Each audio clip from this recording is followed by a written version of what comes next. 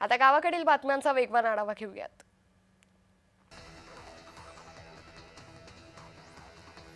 धुळ्यात नागासमोर केक ठेवून वाढदिवस साजरा करत इंस्टाग्रामवर रील्स व्हायरल करणाऱ्या सर्पमित्राला वनविभाग पथकानं जेरबंद केले। शिरपूर तालुक्यातील बोराडी येथील राजवाघ या सर्पमित्राच्या विरोधात गुन्हा दाखल करण्यात आलाय। दिनांक 15 रोजी वनविभागाला माहिती मिळाल्यानंतर त्यांनी ही कारवाई केली।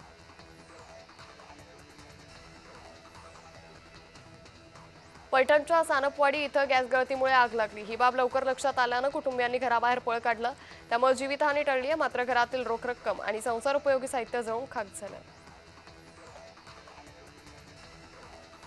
संभाजीनगरमधील गंगापूर तालुक्यात एका 12 वर्षीय शाळकरी मुलाचा मृतदेह विहिरीत आढळून आला। या घटनेमागचं कारण अद्याप समजलं नाहीये। या प्रकरणी मृत मुलाच्या आईच्या फिर्यादीवरून अज्ञात आरोपी विरोधात खुनाचा गुन्हा दाखल केला आहे।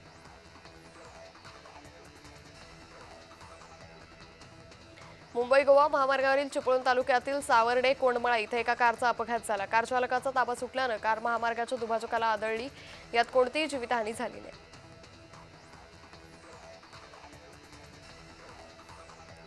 नागपूर जिल्ह्याच्या भिवापूर तालुक्यातील नांद नदीत दुचाकीस्वार वाहून गेलेल्या दुचाकीस्वाराचा शोध सुरू आहे। या प्रकरणी एक दुचाकी सापडली असून बेपत्ता तरुणाचा शोध घेतला जातोय।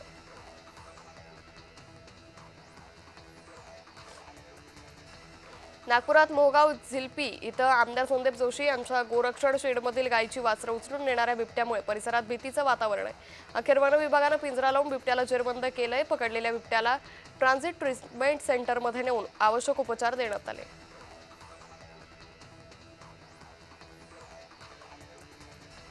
अमरावतीत गोर बंजारा समाजाचा तीज उत्सवाचं आयोजन करण्यात आलं। डफ वाजवत आमदार रवी राणा यांनी तीज उत्सवात सहभागी होत बंजारा समाज बांधवांचा उत्साह वाढवला।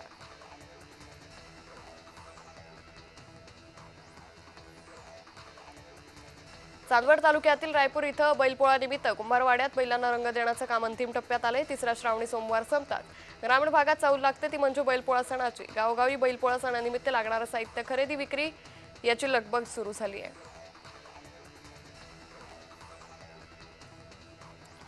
दिवाळीपूर्वी बुलढाण्यातील बहुप्रतीक्षित नळ योजना पूर्ण होणार आहे। त्यामुळे बुलढाणकरांना आता नियमित पाणी मिळणार आहे। पाईपलाईनच्या 5 टप्प्यांपैकी 4 टप्प्यांचं काम पूर्ण झालंय। बुलढाणा जिल्ह्यातील खामगाव तालुक्यात घारोड गावात वीज पडून एक महिला ठार झाली तर 2 महिला गंभीर जखमी झाल्याची घटना घडली। घारोड या गावामध्ये शेतातून कामं आटपून महिला घरी येत असताना गावाजवळ 3 महिलांच्या अंगावर वीज पडली।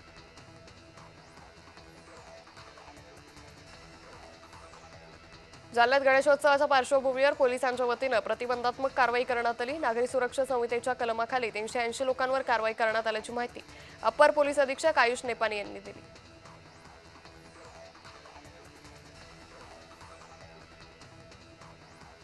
परभणीच्या टाकळवाडीतील ग्रामस्थ आक्रमक झाले। टाकळवाडीत रस्ता नसल्यानं ग्रामस्थांकडून संताप व्यक्त केला जातोय।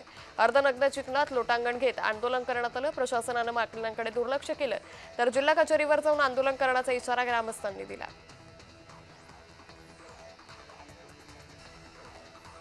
लाखांदूर तालुक्यात वीज पडल्यानं गुराख्याचा मृत्यू झालाय। चोपडा शेत शिवारात ही घटना घडली। मनोहर कुंभले असं मृत वृद्ध गुराख्याचं नाव आहे।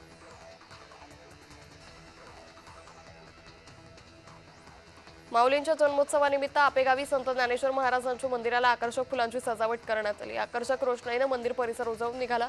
मुख्य गाभाऱ्यातील मूर्तीलाही सजावट करण्यात आल्यानं माऊलींचं रूप अधिकच खुलून दिसतंय।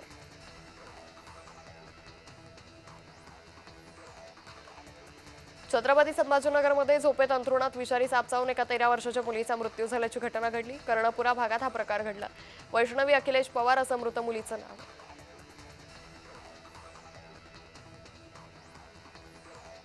छत्रपती संभाजीनगरच्या भाविकाचा केदारनाथमध्ये मृत्यू झालाय। दरड कोसळून परमेश्वर खवल यांचा मृत्यू झाला। बचाव पथकानं तात्काळ शोध घेऊन त्यांना बाहेर काढलं।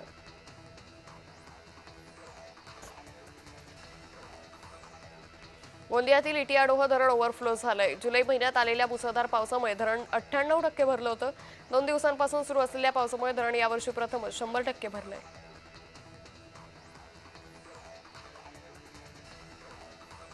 वाशिमच्या आडाण प्रकल्पात 73.39% पाणीसाठा झालाय। पाण्याची सतत आवक होत असल्याने प्रकल्पाचे 5 गेट प्रत्येकी 70 सेंटीमीटरनं उघडण्यात आले। 12,797 क्युसेक प्रतिसेकंद एवढा विसर्ग नदीपात्रात सुरू आहे। भंडारा जिल्ह्याच्या तुमसर बपेरा महामार्गावर चारचाकी वाहन चालकाचे नियंत्रण सुटल्यानं वाहन उलटलं, त्यात वाहनातील महिला गंभीर जखमी झाली। चारचाकी वाहन चालकाचं खड्ड्याला चुकवताना वाहन अनियंत्रित झाल्यानं वाहन पलटी झालं।